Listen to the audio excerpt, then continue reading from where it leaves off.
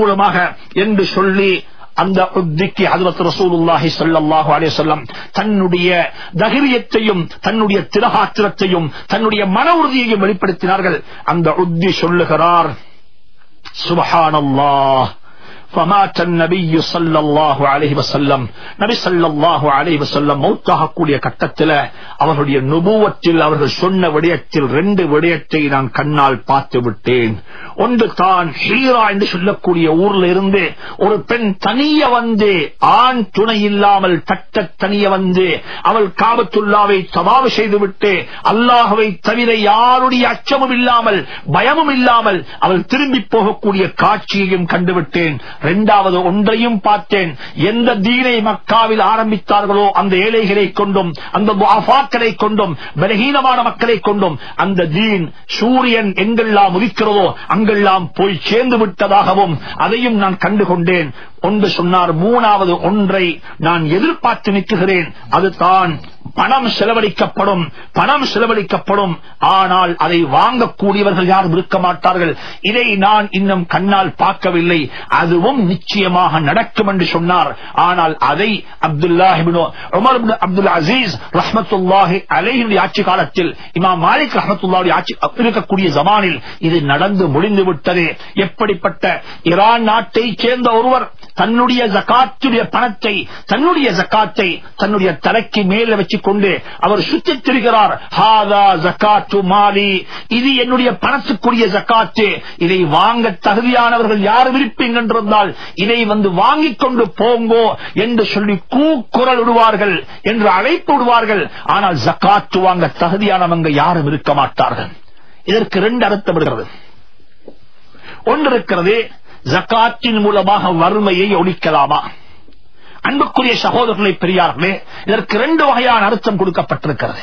ஒன்று, மக்களிடத்தில் போதும் என்ற மனப்பான்மையும் இருந்தது.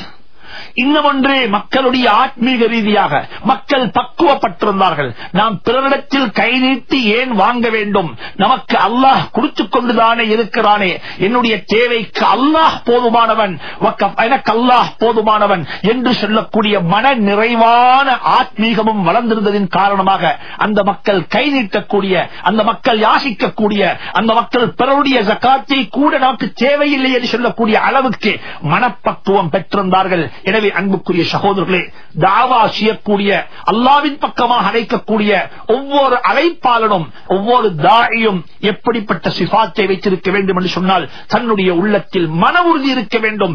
இந்த தீனை கொண்டு மட்டும்தான் உலகத்திற்கு ஒரு ஹக்கு வெளிப்படுத்தப்பட முடியும்.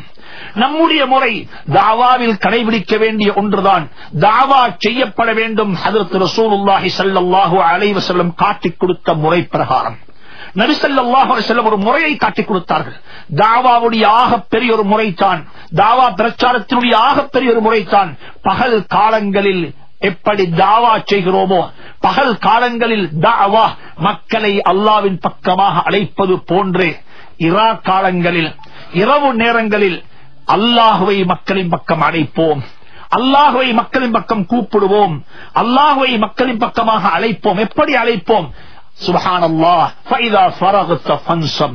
பகல் காலங்களில் நீங்கள் உங்களுடைய வேலையை முடித்துக் கொண்டு விட்டால் இரவு நேரத்தில் நீங்கள் நித்திரை கொள்ள வேண்டாம். நித்திரைக்காக வேண்டி போவதல்ல, எங்களுக்கு முன்னால் எழும்பி நிலுங்கள் என்று அல்லாஹ் நபியை பார்த்து சொல்லி காட்டுகிறான். பகல்ல தாவத்து கொடுக்கிறோம், மக்களை அல்லாஹ்வின் பக்கமாக அழைக்கிறோம். இரவு நேரங்களில் எழும்பி மக்களின் பக்கமாக அல்லாஹ்வை அழைக்கிறோம். அல்லாஹ் குர்ஆனில் மனிதர்களுடைய இரவுகளை பற்றி எல்லாம் சொல்லி இருக்கிறான். ஒரு தாயினுடைய இரவு எப்படி கழிய வேண்டும், ஒரு தாயினுடைய இரவை அவர் எப்படி ஹயாத்தாக்க வேண்டும். சுப்ஹானல்லாஹ், குர்ஆனை பிரட்டி பார்க்கும் பொழுது ரொம்ப ஆச்சரியமாக இருக்கிறது. பகலை பற்றி பேசக்கூடிய குர்ஆன் இரவை பற்றியும் பேசியிருக்கிறது. வஇபாதுர் ரஹ்மானில் லதீன யம்ஷூன அலல் அர்தி ஹௌனா வஇதா காதபஹுமுல் ஜாஹிலூன காலூ ஸலாமா வல்லதீன யபீதூன லிரப்பிஹிம் சுஜ்ஜதன் வகியாமா. இந்த ஆயத்துக்களுக்கெல்லாம் உங்களை சூழ இருக்கக்கூடிய கண்ணியமான உலமாக்களை அணுகி இந்த ஆயத்துக்குரிய விளக்கங்களை கேட்டுக் கொள்ளுங்கள். சூரா ஃபுர்கானுடைய ஆயத்து, வஇபாதுர் ரஹ்மானில் லதீன யம்ஷூன அலல் அர்தி ஹௌனா வஇதா காதபஹுமுல் ஜாஹிலூன காலூ ஸலாமா வல்லதீன யபீதூன, அவர்கள் இராத்தரிப்பார்கள். வல்லதீன யபீதூன லிரப்பிஹிம் தன்னுடைய அல்லாஹ்வுக்காக வேண்டி ராத்தரிப்பார்கள் சுஜ்ஜதன் வ கியாமா. இன்று எத்தனையோ பேருடைய இரவுகள் விமான நிலையத்தில் கழிந்து கொண்டிருக்கிறது. என்னுடைய நண்பர் வருகிறார், என்னுடைய மகன் வருகிறார் என்பதற்காக வேண்டி விமான நிலையங்களில் போய் ஒருவரை எதிர்பார்த்து நாங்கள் நிற்பதை போன்றே அல்லாஹ் சொல்லுகிறான், என்னுடைய அடியார்கள், எனக்கு விருப்பமான இறை நேசர்கள் வ இபாதுர் ரஹ்மானில் லதீன யம்ஷூன அலல் அர்தி ஹௌனா அவர்கள் இராத்தரித்துக் கொண்டிருக்கிறார்கள். இதே போல தான் இன்னும் ஒரு ஆயத்தில் சொல்லி காட்டுகிறான், கானூ கலீலம் மினல் லைலி மா யஹ்ஜஊன். சூரா ஸாரியாத்தினுடைய ஆயத்து அல்லாஹ் சொல்லுகிறான், கானூ கலீலம் மினல் லைலி மா யஹ்ஜஊன் வ பில் அஸ்ஹாரி ஹும் யஸ்தக்ஃபிரூன்.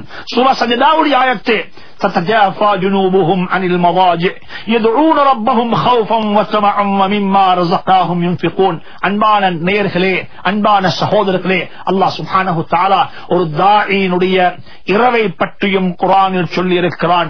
எங்களுடைய தாவா இந்த உலகத்திற்கு ஒரு மாற்றத்தை கொண்டு வர வேண்டும் என்றிருந்தால் வெறுமனே தாவத்து மட்டுமல்ல, துஆவை கொண்டும் தான் இந்த தாவா பலப்படுத்தப்பட வேண்டும்.